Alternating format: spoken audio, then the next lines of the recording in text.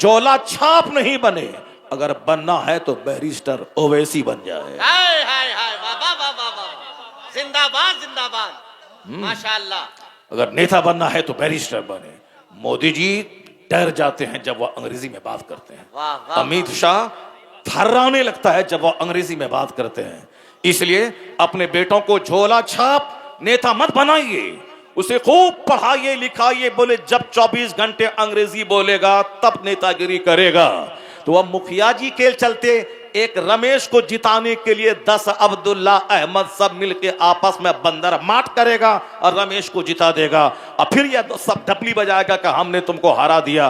तो रमेश के जीतने से उतनी खुशी नहीं जितनी खुशी अपने अब्दुल्ला भाई को हरा देने से होती है। इतनी गंदी सोच, गंदी राजनीति जहां रहेगी, काफिरों के पांव का ये गेंद खिलौना बनता रहेगा। इसलिए अगर चाहता है कि वकार के साथ रहे, अपने बच्चों को पढ़ाओ लिखाओ। एक बच्चा जाहिल ना रहे, दिन में एक मर्तबा खाना, जमीन बेच देना, मगर अपने बच्चों को काबिल बना देना ताकि आने वाली नस्लों को सुधारे, समाज को सुधारे और मुसलमानों को इज्जत दिलाए। कुफ्र के सामने सीना तान के बातें क्या करे, आंख फूल जाएगी। आका क्या फरमाते हैं, जो जन्नत के मालिक हैं, मेराज की रात जब जन्नत और जहन्नम की सैर करने निकले, जहन्नम में जब देखा तो देखा कि अक्सर औरतें जहन्नम में, अक्सर औरतें जहन्नम में। और एक रिवायत और है मुफ्ती साहब के बिला कि सरकार औरतों के बीच से गुजर रहे थे, औरतें बैठी हुई थी, तो आपने कहा या माशरन निसा, ए औरतों के घरों सदका तो खैरात करो क्योंकि मैंने तुझको जहन्नम में ज्यादा देखा है। सदका तो खैरात क्या करो, सदका तो खैरात करने से अल्लाह का गुस्सा, अल्लाह का गजब ठंडा होता है। सदका तो खैरात करना चाहिए। औरतों को चूंकि ज्यादा जहन्नमी है, क्यों, उसका रीजन यह बयान किया गया है कि ये नाशुक्री ज्यादा करती है, नाशुक्री ज्यादा करती है। आपको हमसे ज्यादा तजर्बा होगा, चूंकि हमारे सामने बैठे हुए हैं 70 साल के, हमारे सामने बैठे हुए हैं उधर 60 साल के, और अक्सर ये नौजवान बैठा हुआ, ये नौजवान सुन ले, अगर आज नहीं तो कल तजर्बा आपको हो जाएगा। 10 साल ईद में लगातार अच्छा कपड़ा दीजिए, 11वें साल ये कहिए कि इस बार आमदनी नहीं है, जो पुराना कपड़ा है उसी को नहा धो के प्रेस करके आज ईद के दिन पहन लेना है। वह बोलेगी हाँ हाँ आपने तो दिया ही कब है जो दीजिएगा, आपने दिया ही कब है जो दीजिएगा। बात सही है कि नहीं सही है, बस दिया ही कब है जो दीजिएगा। ये नाशुक्री करती है, शौहर के घर में रहती हैं, शौहर के कपड़े पहनती हैं, शौहर का खाना खाती हैं, फिर भी कहती हैं कि तुम कुछ नहीं देते, हमारा बाप बहुत गलत किया कि तुमसे मेरी शादी करवा दिया। तजर्बा है ना या हाँ हाँ तजर्बा तो है, सबको तजर्बा है, सबको तजर्बा है। जबकि उनका शौहर शहबाज जरदा नूरी जैसा है जो पूरे हिंदुस्तान में नाते पढ़ता है, लाखों रुपए नजराने लोग देते हैं, अपनी बीवी को 10-20 हजार रुपए उसको देता है, दूसरा आदमी 10 टका नहीं देता है, सिर्फ 2000 रुपये देता है। मगर उसके बावजूद ये इनको कहती होगी, अल्लाह ने करे कहती होगी, अच्छी होगी वो, अच्छी होगी वो, कहती होगी इनसे कि वो तो हमारा बाप का दिमाग खराब हुआ तो जो आपसे निकाह करा दिया। जो इंटरनेशनल चेहरा है, इंटरनेशनल फेस, पूरे हिंदुस्तान में सब लोग जानते हैं, उसके बावजूद औरत कदर नहीं करती है कि ये हमारा शौहर इतना बड़ा। मैं एक अखबार पढ़ रहा था, अखबार पढ़ते हुए एक बार वो किशोर, क्या नाम है, किशोर कुमार, जो गायकार है फिल्म का, उसके बारे में एक हिस्ट्री थी कि किशोर कुमार जब मरा और पूरे हिंदुस्तान भर से जब उनकी बीवी के पास फोन आने लगे और फिर खतूत आने लगे, अखबारात में बयान छपने लगा, रेडियो टेलीविजन अखबारात सब में, उनकी बीवी कहती है कि जब तक मेरा पति जिंदा था मुझको नहीं मालूम था कि इस कदर शोहरत इसकी है।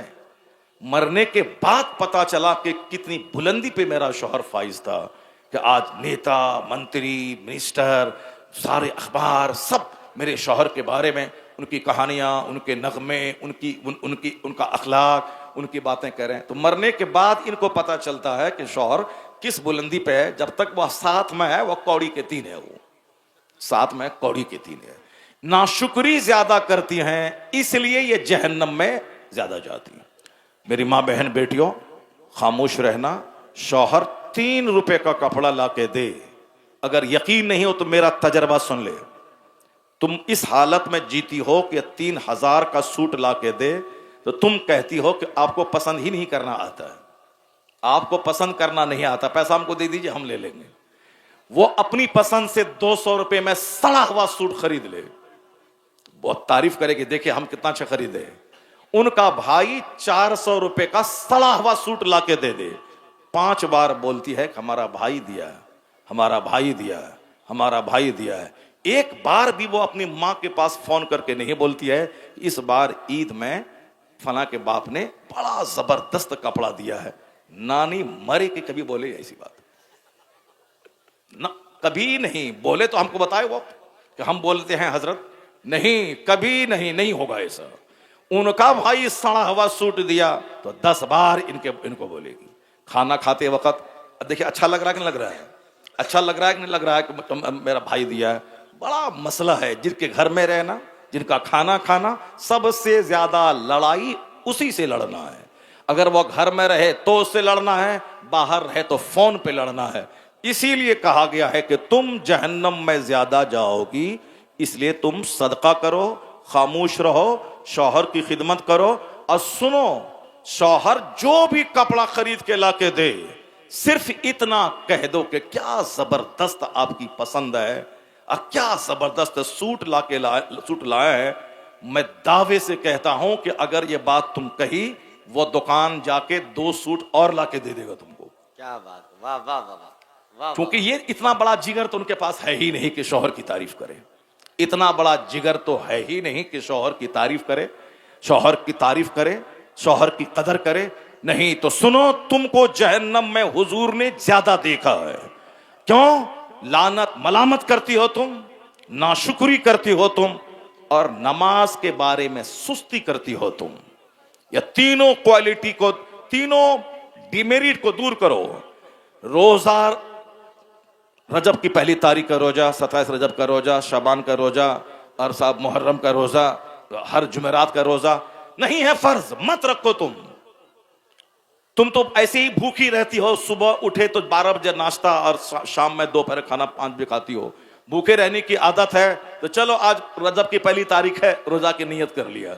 भूखे रहने की आदत है, ये रोजा अल्लाह के लिए नहीं रखती है, उसको भूखे रहने की आदत है, भूखा रहना ही, चलो नियत कर लिया। रोजा मत रखो ये सब, रमजान का रोजा पाबंदी से रखो, ये फर्ज है। और जिन दिनों में रमजान में माहाना खून आता है, उन दिनों का हिसाब लगा के, जैसे ईद के बाद पाक हुई, सबसे पहले वह 10 रोजे रखो। 10 महीने रोजा रखोगी, नफल नहीं कबूल होगा जब तक कि जो फर्ज रोजा तेरे जिम्मे कज़ा है उसको नहीं अदा कर लोगे। उसको अदा करना पड़ेगा।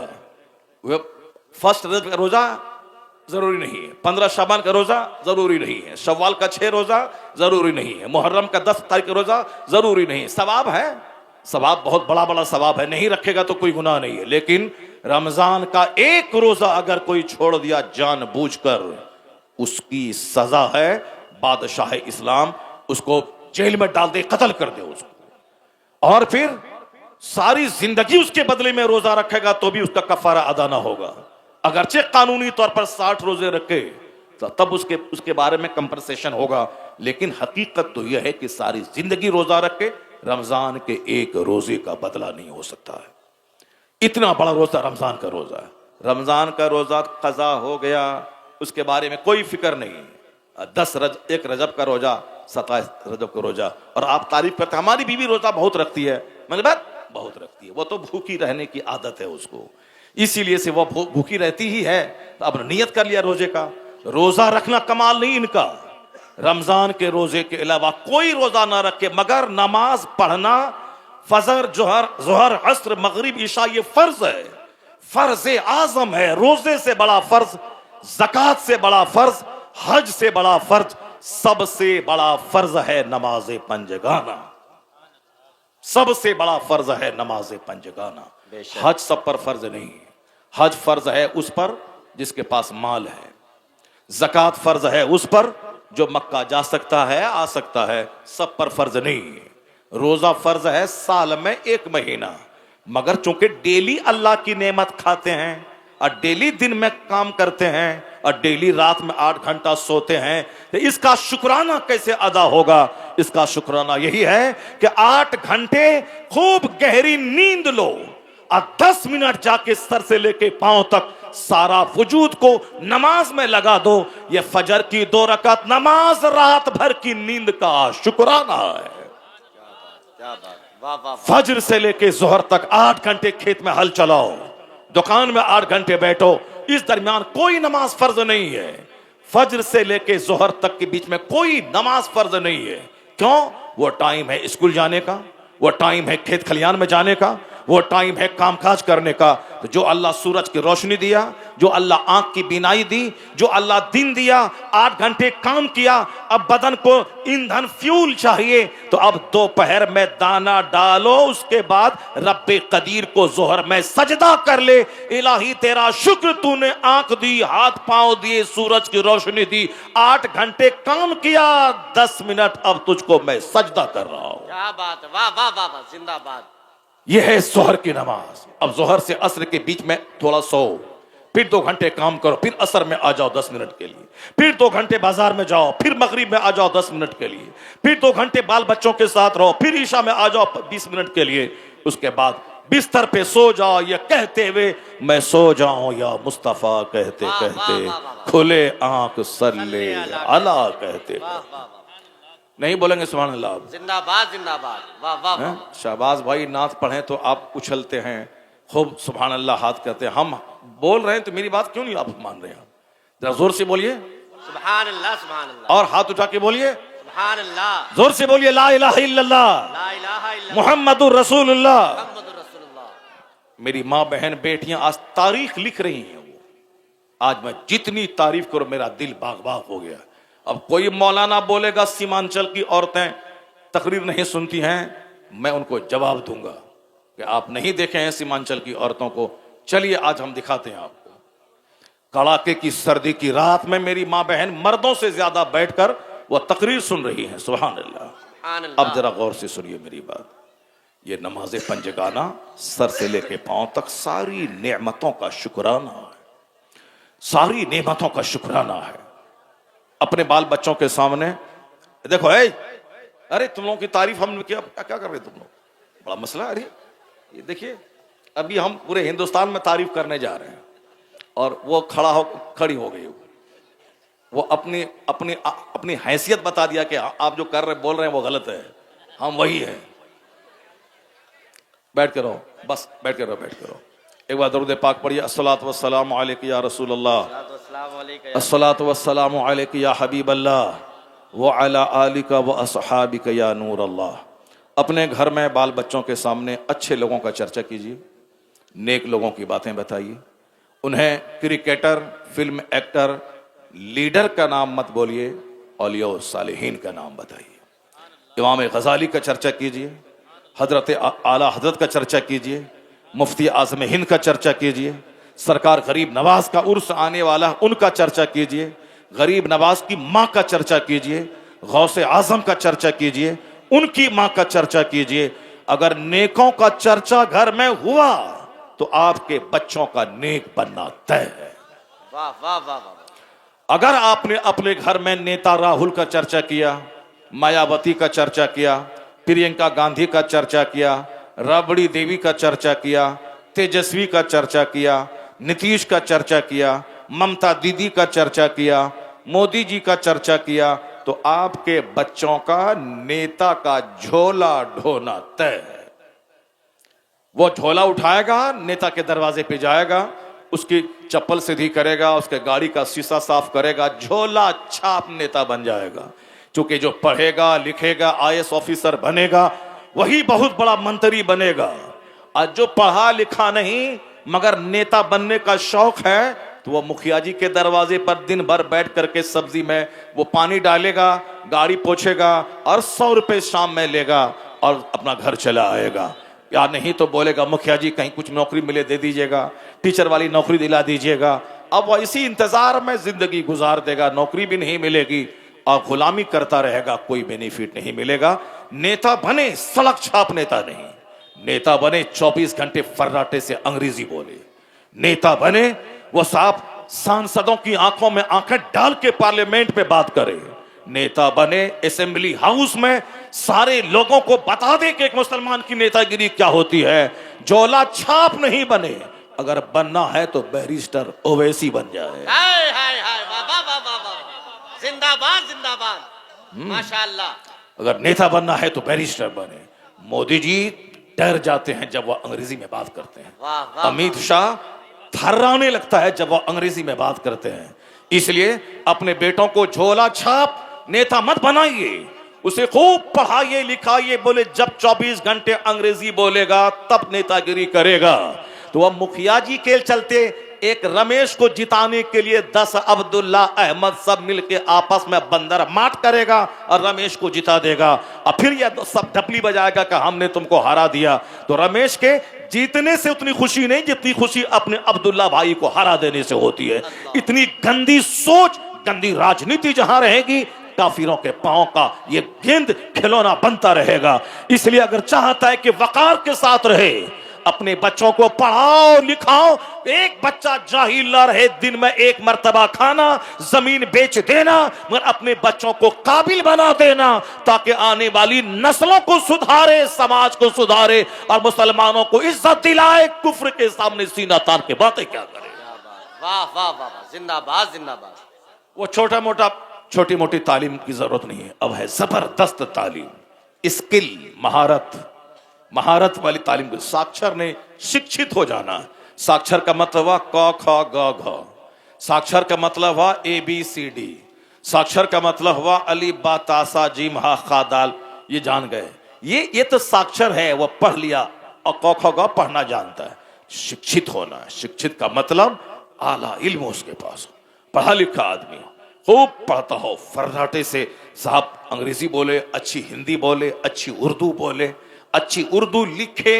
यहां तो साहब अक्सर लोग इसी तरह के मिलेंगे, ना अच्छी उर्दू है, ना अच्छी हिंदी है, ना अच्छी अंग्रेजी है, ना लिखना जानता है, बस गलत सलत बोलकर अपने बिहार को बदनाम करते हैं लोग और फिर अपनी बिरादरी को बदनाम करते हैं। बिहार का कोई नेता ऐसा नहीं मिलेगा जो जबरदस्त अच्छे ढंग से हिंदी बोलता हो। एक नेता बहुत बड़ा था पासवान जी, हम उसकी तकरीर सुनने के लिए गौर से गए आज से 15-20 साल पहले।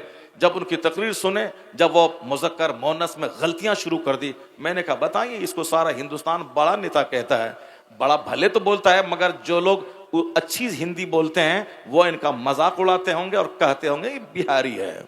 अंदर जैसे खैनी खाने वाला बिहारी है, गुटखा खाने वाला बिहारी है, या पिरकी फेंकने वाला बिहारी है। बनारस में एक घर में हम गए, बोला हजरत आप न बीड़ी पीते हैं, न सिगरेट पीते हैं, न गुटखा खाते हैं, न पान खाते हैं, कैसा मौलाना है आप? हैं ये मौलाना हो गया? न बीड़ी, न गुटखा, न सिगरेट, न पान, ये मौलाना हो गया। हमने कहा क्यों? कहा एक मौला पिछले बार जलसा हुआ था, ऊपर वाला रूम में अच्छा से रखवाए थे, बड़ा बड़ा शायर, बड़ा बड़ा मौलाना था, मेरे सारे घर को पान की पिरकी फेंक फेंक के गंदा कर दिए। अल्लाह। तो इसका मतलब वह समझा कि मौलाना का मतलब पान खाना, पिरकी फेंकना, शायर का मतलब गुटखा खाना, पूरे घर को गंदा कर देना, पीर साहब का मतलब सिगरेट पीना, आधा पीना, फेंक के पूरे घर को सिगरेट के धुआं की बदबू से साहब भर देना।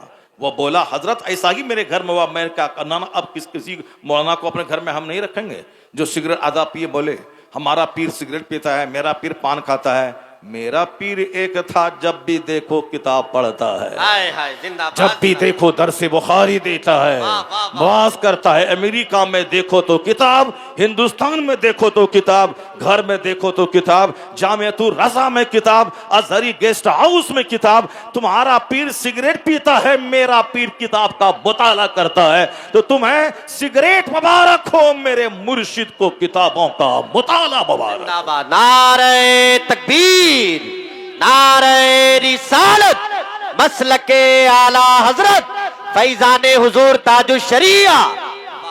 वह कौन मुर्शिद था? आलिमों का सरदार। 500 मौलाना बैठ के मसले का हल ढूंढ रहे थे, दिमाग जला रहे थे, हल नहीं मिल रहा था। 5 मिनट में जिसने मसले का हल कर दिया, उसी का नाम अख्तर रजा खां अजहरी ताजु शरिया। वाह वाह वाह वाह वाह, जिंदाबाद जिंदाबाद। जाहिर सी बात है, जो अखबार पढ़ेगा उसको फिqही जुज़ियात पे नजर कहां से रहेगी। जो किताबों का मुताला करेगा वो जब जो सवाल आ जाए इल्म की रोशनी में उस सवाल का जवाब देगा। बातें अब हो गई, अब वो कहानी सुनिए हमारी। एक बुजुर्ग थे,